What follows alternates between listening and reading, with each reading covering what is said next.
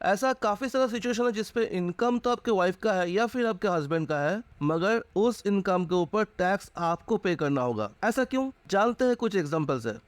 Example 1, आपने अपने wife के नाम पे 10 लाख के एफडी खरीद लिए, जिस पे साल पे 65,000 का इंटरेस्ट मिलता है। ये जो इंटरेस्ट इनकम है ये तो है आपके वाइफ के नाम पे, मगर इनकम आपका माना जाएगा और टैक्स आपको पे करना होगा। एग्जाम्पल 2, आपने वाइफ को 10 लाख रुपए का गिफ्ट किया। उस पैसे से आपके वाइफ ने एफडी खरीद लिया। अब उस एफडी से साल में 1 लाख या फिर जो भी हो कुछ रुपए इंटरेस्ट मिलता है। ये जो इंटरेस्ट इनकम है ये तो है आपके वाइफ के नाम पे, मगर टैक्स आपको पे करना होगा। ये इनकम आपका माना जाएगा। एग्जाम्पल 3, आपके गिफ्ट किए हुए पैसे से आपके वाइफ ने एक मकान खरीद लिए। अब उस मकान से हर महीने आपके वाइफ को रेंट मिलता है। रेंट तो आपके वाइफ को मिलता है, मगर ये रेंटल इनकम आपका इनकम माना जाएगा और इसके ऊपर अगर कोई टैक्स होता है तो वो टैक्स आपको पे करना होगा। एग्जाम्पल 4, आपके पास एक मकान है। उस मकान से आपको रेंट मिलता है। अब आप क्या किए, रेंट आपके वाइफ के नाम कर दिए, मगर मकान आपके वाइफ के नाम नहीं किए, ट्रांसफ़र नहीं किए। आप सोचे कि भाई रेंट अगर वाइफ के नाम कर देंगे, शो कर देंगे तो फिर मेरा कुछ टैक्स बच जाएगा, मगर ऐसा नहीं होगा। रेंट का जो भी अगर टैक्स बनता है वो आपको देना पड़ेगा। रेंटल इनकम आपके नाम ही होगा। एग्जाम्पल 5, आपके वाइफ एक कंपनी में नौकरी करते हैं।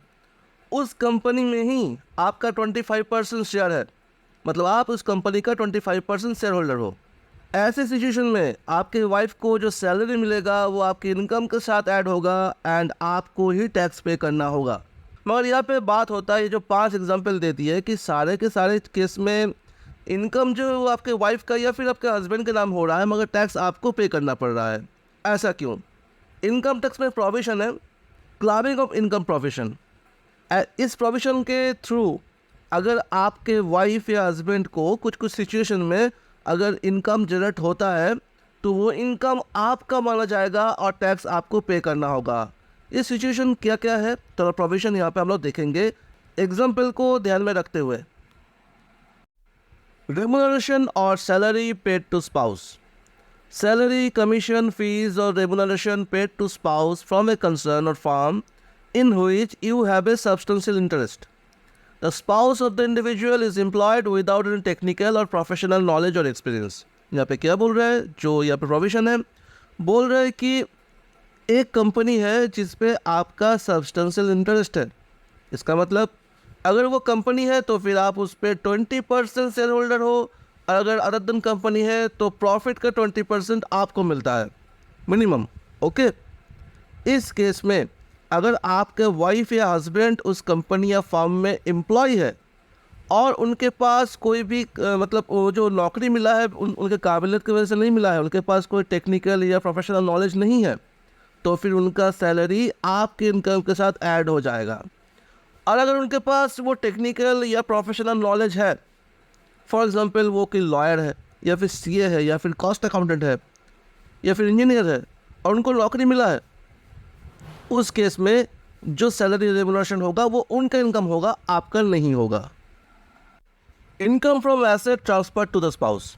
As per section 64 subsection 1 clause 4, if an individual transfers directly और indirectly his or her asset other than house property to his or her spouse otherwise than for adequate consideration, then income from such asset will be clubbed with the income of the individual, that is transferor.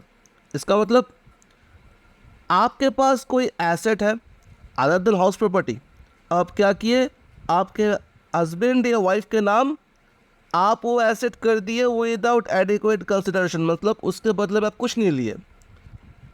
Simple सी बात है, आप gift कर दिए। अब उस asset से कोई अगर इनकम जनरेट होता है तो फिर वो आपका होगा, ना कि आपके वाइफ का या फिर हस्बैंड का। जैसे कि मैं एग्जांपल दिया कि आपने अपने वाइफ के नाम पे एफडी खरीद लिए या फिर आपके वाइफ को पैसे दिए जिनसे उन्होंने हाउस प्रॉपर्टी या फिर एफडी खरीद लिए। ओके, ऐसे केस में उनसे जो इनकम होता है, आप तो जो दिए थे, एफडी खरीद दिए थे या फिर जो पैसे दिए थे वो गिफ्ट किए थे, उसके बदले में कोई भी कंसिडरेशन आप उनसे नहीं लिए थे। ऐसे केस में जो भी इनकम उनसे जनरेट होगा वो आपका होगा, ना कि आपके वाइफ या हस्बैंड का होगा। Transfer of income without transfer of asset. As per section 60, if a person transfers income from an asset owned by him without transferring the asset from which the income is generated, then the income from such an asset is taxed in the hands of the transferor, that is person transferring the income. Example में क्या दिया था, आपके पास एक मकान है मगर मकान को आप ट्रांसफ़र नहीं किए, मगर जो रेंटल इनकम है उसको आप ट्रांसफ़र कर दिया आपके वाइफ के नाम।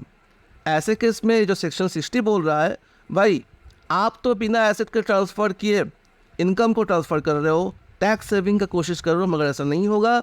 इनकम आपका होगा, टैक्स आपको ही पे करना होगा। तो ये है दोस्तों वो सारा सिचुएशन।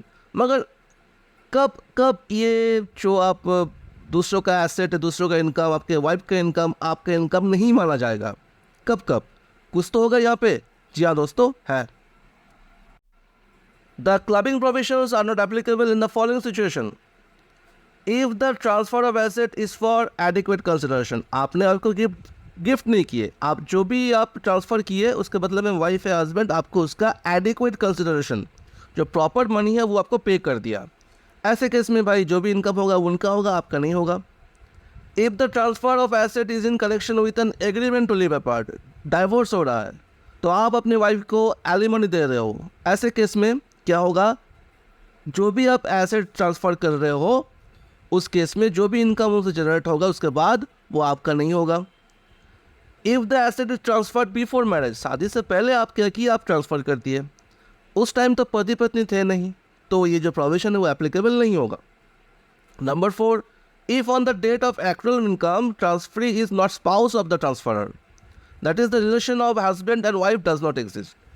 अब दोस्तों आप क्या किए, अपने वाइफ को कुछ पैसे दिए, पैसा वाइफ रख लिए, उसके बाद उस पैसे से हाउस प्रॉपर्टी खरीदा। अब जब उस हाउस प्रॉपर्टी को रेंट में दे रहे हैं तब तक आप लोग सेपरेट हो चुके हो। जब वो रेंटल इनकम जनरेट हुआ तब आप लोग पति पत्नी हो नहीं, जो रिलेशन है हस्बैंड वाइफ का वो एग्जिस्ट नहीं करता है। ऐसे केस में ये जो प्रोविजन है एप्लीकेबल नहीं होगा। तो दोस्तों आपको समझ में आ चुका होगा कि कब कब ऐसा केस होगा जो इनकम तो आपको वाइफ का या फिर हस्बैंड का है मगर टैक्स आपको देना होगा। आशा करता हूँ वीडियो नॉलेजेबल है तो लाइक जरूर कीजिएगा, शेयर कीजिएगा वीडियो को और सब्सक्राइब करना, बेल आइकन प्रेस करना एकदम मत भूलिएगा। थैंक यू दोस्तों, हैव अ नाइस डे।